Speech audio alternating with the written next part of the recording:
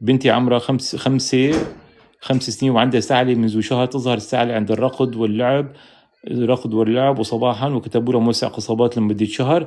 معناتها هذا سعال جهدي شبيه الربو يعني. بدها بخاخ فيه موسع قصبات وفيه كورتيزون يعني.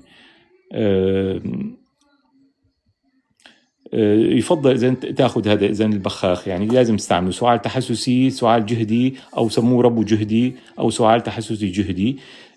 موسع الظاهر فيه كمان صفير ظاهر عندها يعني. فبدها تاخذ العلاج بخاخ موسع قصبات وكورتيزون.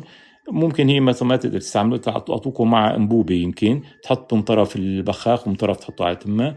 اقل شيء لازم تستعمله مده شهر، اعتقد لازم تستعمله مده 3 شهور يعني، ومفروض بالحالات المستمره لمده 3 شهور مع المراقبه يعني.